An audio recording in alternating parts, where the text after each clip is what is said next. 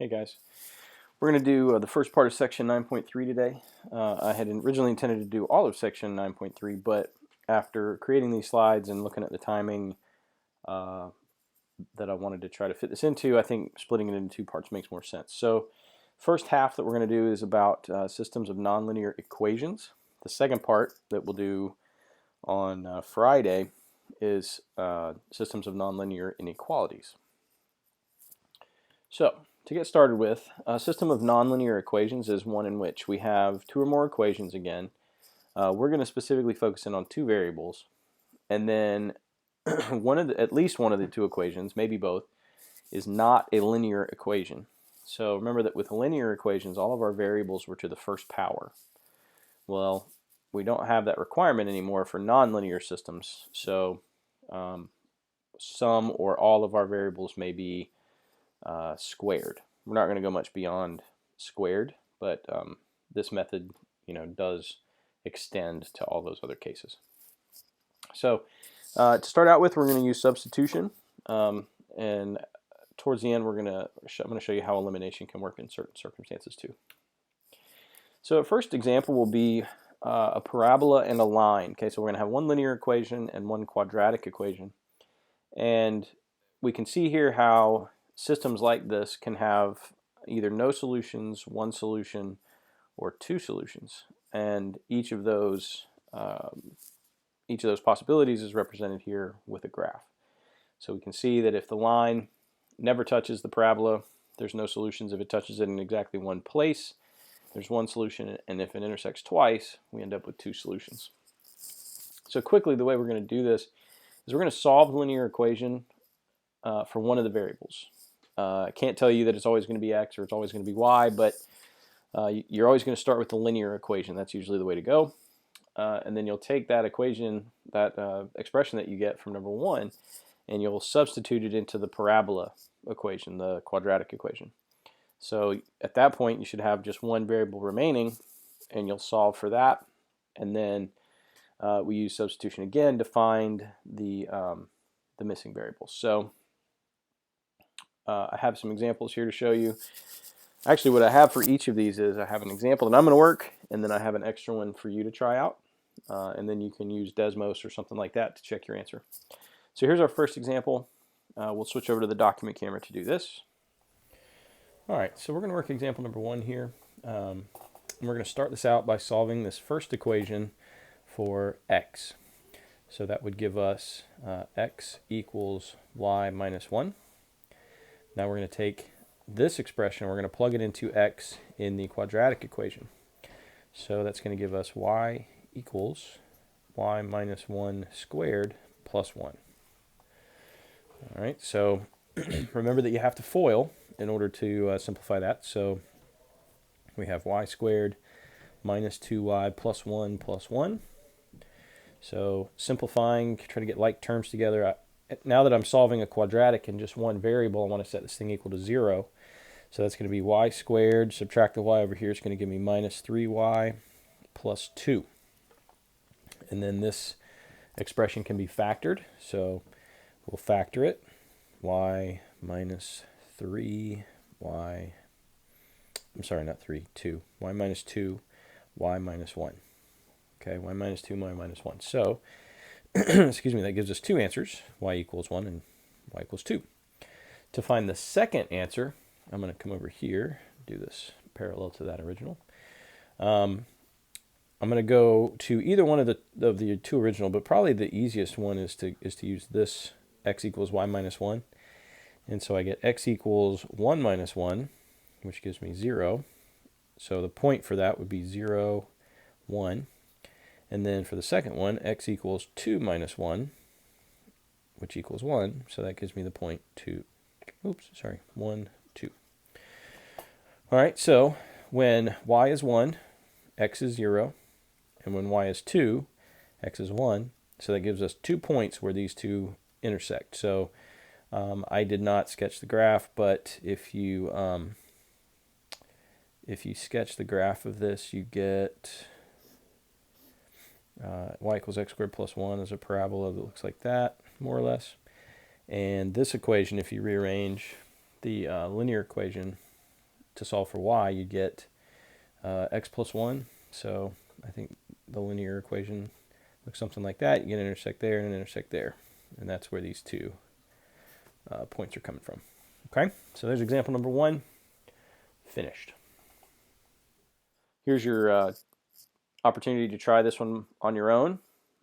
Take that linear equation, solve it for either x or y, and then plug that into the quadratic equation and see what you come up with.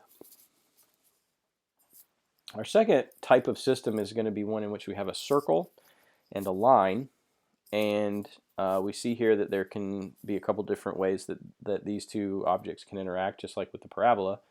No solutions, one solution, or potentially two solutions. So here's our our steps for doing this. It's basically exactly like before, only we're going to start with the linear equation and substitute it into the equation for the circle, and then we'll solve the variables. Here's our example for a circle and a line. So we'll switch over to the document camera to work on this one as well. All right, for example number 2, this is the circle and the line.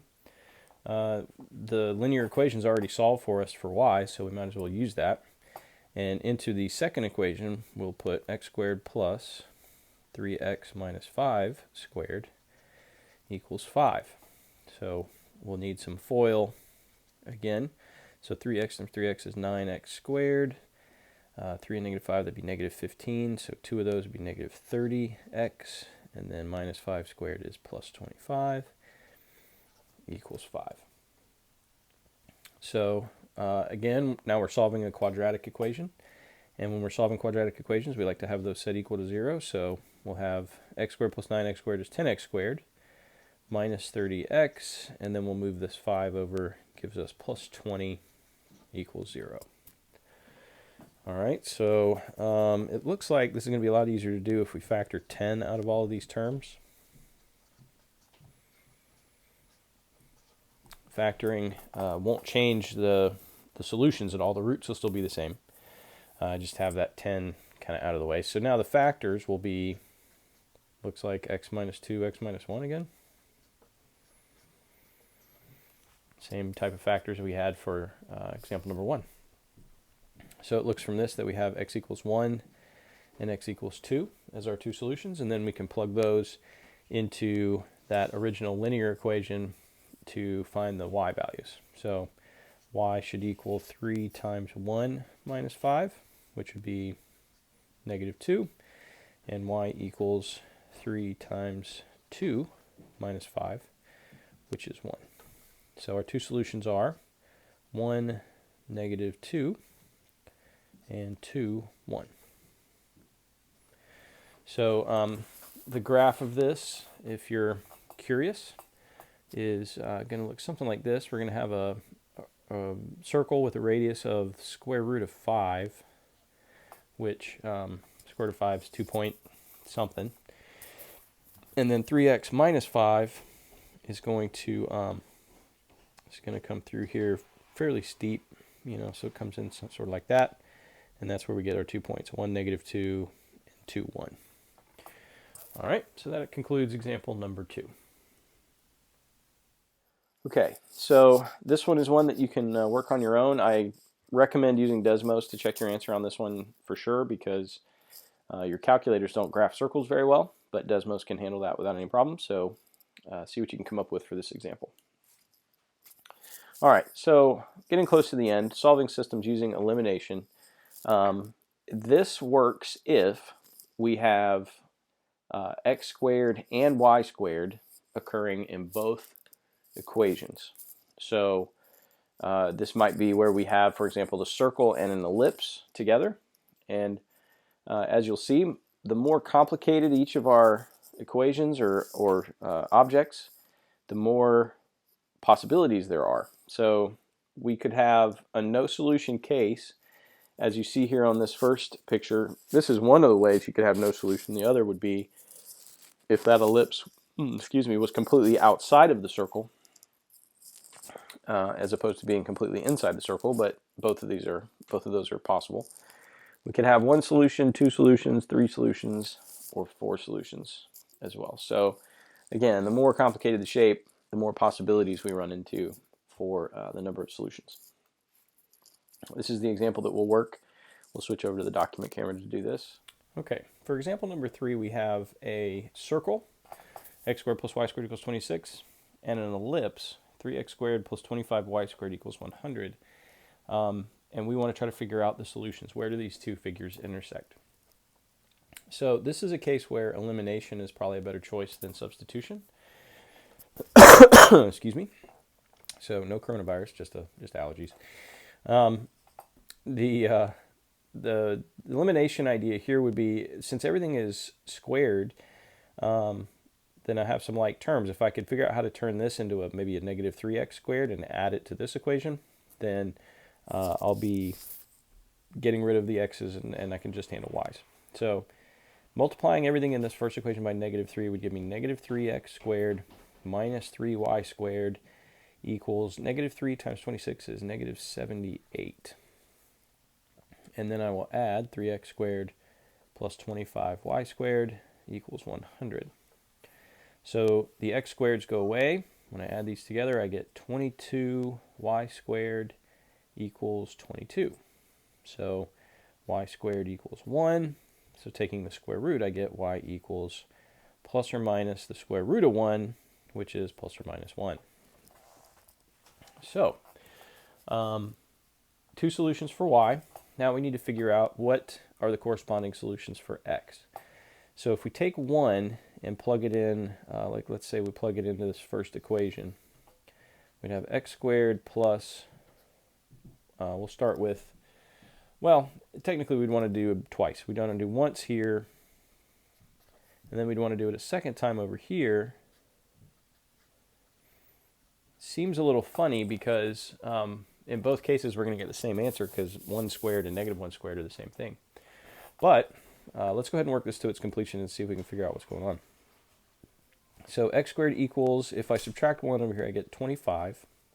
So x is plus or minus the square root of 25, which is 5. And then over here we get the same thing. X squared plus 1 equals 26, so x squared equals 25. Take the square root, x equals plus or minus 5. Seems like we just got the same answer twice. But in reality, we did find two separate answers, okay? When y equals 1, there's an intersection point where x is 5 and an intersection point where x is negative 5. When y is negative 1, there's an intersection where x is 5 and an intersection where x is negative 5. So we have 4 solutions happening here. With this one, we have negative 5, 1, and 5, 1. And over here, we have negative 5, negative 1, and 5, negative 1. So again, if you're curious about the graph, basically what's going on with this is we have a circle with a radius of a little more than 5. Okay, so that would be something like that. Pretty bad circle, but roll with it. And then we have an ellipse, and it's not as easy to see what's happening with the ellipse, perhaps, but this is an ellipse that has a horizontal major axis. I'm going to switch colors to help see where the ellipse is happening. But the ellipse is wider than the circle, but shorter than the circle. So, pretty bad, sorry. Something like that. So we have negative 5, negative 1, negative 5, 1.